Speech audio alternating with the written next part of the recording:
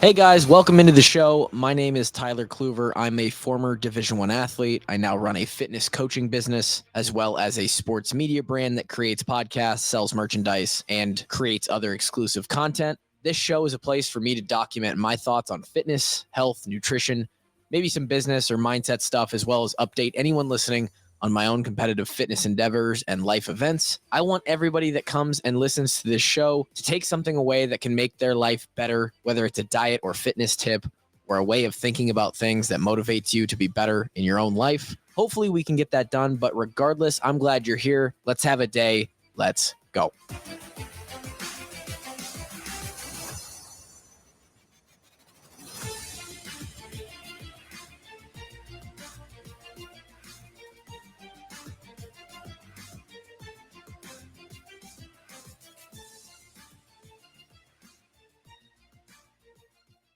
And we're back for another episode. Welcome in. It's when you're listening to this, either the Wednesday it comes out, which is July 3rd. Happy birthday, America's birthday eve, or it's after that, but this comes out on the 3rd. I'm recording it on the 26th. As if you've listened to last week's episode, I said I'm recording 2 episodes in one day. This is the second episode of that pursuit. And today we're going to talk about a couple random things. One that's sort of relevant. I mean, it's the absolute middle of summer here in Iowa, and turn of June to July usually means I would say July is usually the hottest month. July, August. I would probably put it in July. June was a scorcher. At the time of I'm recording this, the past week has been hot. Um, Feels like temperatures, which matter in Iowa because of the humidity, feels like temps pushing 105, 110, which is bad. And just the surface temp or whatever you want to call that normal temp, unaffected by the humidity, sitting right around the mid 90s. So that's hot, and that's an excuse, right? Add it to the list of excuses today. First topic is going to be adjusting to the heat, because it does take an adjustment. If you are someone, and this may only pertain to a very small amount of you, but if you're someone who works out in the garage, I advise working out in the garage, by the way. Why? Sort of like buying versus renting equipment. When you go to a gym, having a gym membership is great. But if you have the space and you have the ability, and then you have, somebody or something to follow as far as training goes, owning your own gym inside of your basement or your garage or whatever it may be, extra room in your house, it's a great investment. If it's in your garage, the one downside to that is if you're not living in like San Diego, where it's 72 degrees and sunny every day, you're going to deal with weather, right? So I could probably do a episode like this in the winter as well, adjusting to the cold and how that factors into your workouts. For me, working out in the summer, it's there's some things that have to be considered. One of them mainly is hydration, and uh, really how you feel putting out high intensity efforts. If you are not hydrated, drinking water. For those watching the podcast, I've got my cup right here. It is going to be very, very difficult for your body to come even close to performing the way that it can perform when it is very, very hot out. Um, what happens when it's really hot? Um, well, generally, what happens when you get hot working out, even if you're in an air conditioned setting? Part of your heart rate, right? Part of your heart rate spiking, um, rising, is so that your body can circulate more blood to help cool you down. Part of that is the cooling process. Uh, so if you notice when it's hotter out, even if you're not exercising, but if you just go outside and it's hot, or you've been in a hot environment for an extended period of time, your heart rate will be elevated. It's just I would imagine part of that is the temperature is vasodilating as well, meaning that your veins and arteries, they th- not they don't get thinner, they expand slightly, allowing for more blood flow. Um, it's just something where your body's going to have to spend resources trying to get you back to homeostasis and your resting heart rate, and the heat is going to affect that. Lots of water, and more so, and it's been great to see the push for this the last few years, electrolytes. Hydration is not just how much water can you drink, right? You are going to sweat a lot. Some people sweat more than others. S- I am the garage is absolutely drenched when I walk around it. Last week, it was just uh, half of the workout was me toweling off, trying to get dry hands so I could put it on the bar. Um, you're going to lose a lot of electrolytes, a lot of minerals through your sweat that you are required. Your body is required to feel good and work properly. You get dizzy, you get lightheaded, you feel like weight might feel a little heavier. You might feel a little fuzzy. You might feel like your breathing or just the way your mental clarity during a workout is off. The heat can affect all of those things. And if you do not have electrolytes, mainly magnesium, potassium, and I believe it's chloride, magnesium, potassium, chloride. Um, those three, and tons of companies out there now making products.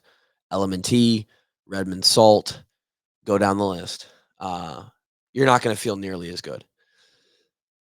A benefit to the heat is going to be you probably don't have to warm up as much. A huge part of warming up is simply feeling good, right? It's not necessary.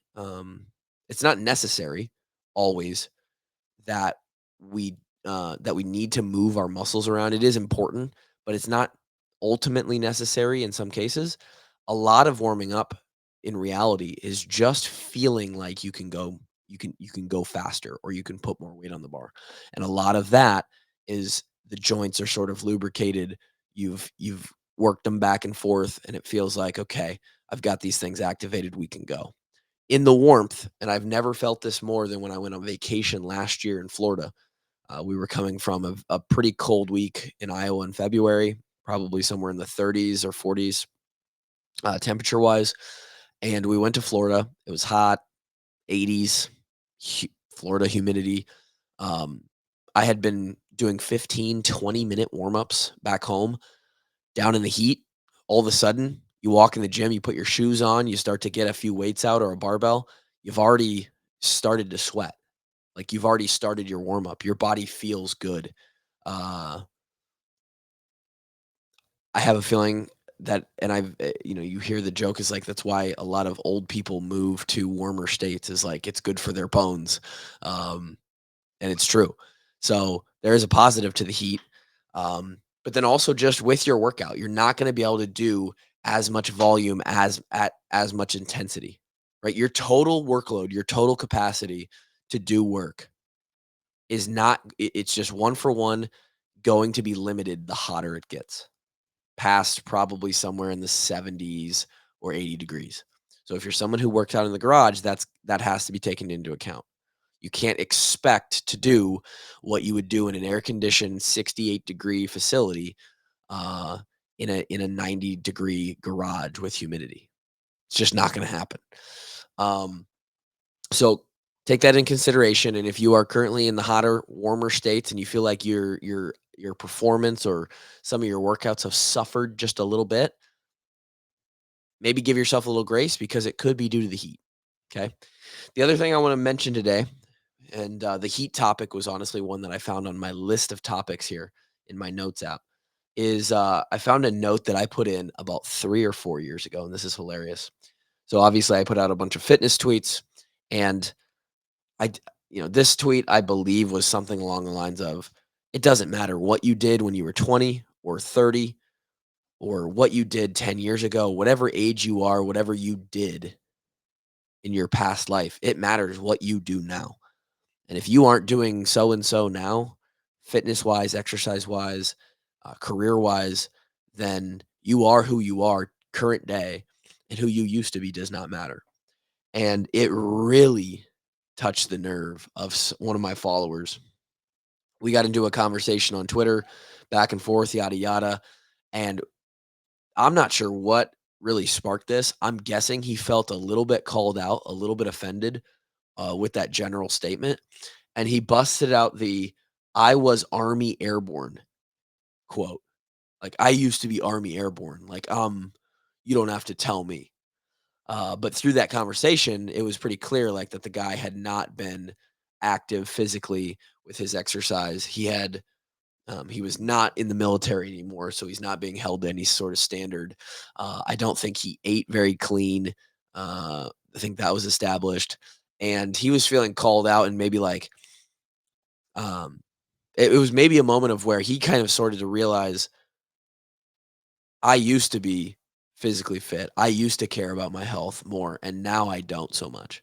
And it was a really, really sort of clear moment of someone sort of exposing themselves and saying, I used to have this discipline. I used to do all these things. I used to look good in the mirror. I used to be strong. I used to be fit and functional, and I'm not anymore."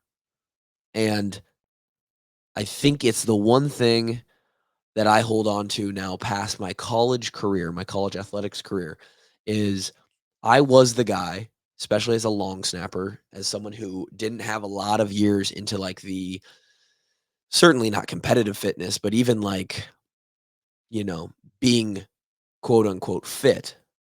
I was athletic. I could do a bunch of things that we were required to do football wise.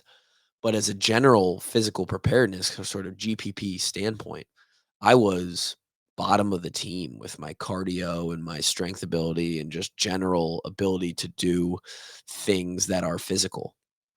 Uh, Turn that around now, and I would say of I probably played with 200 plus teammates in 5 years.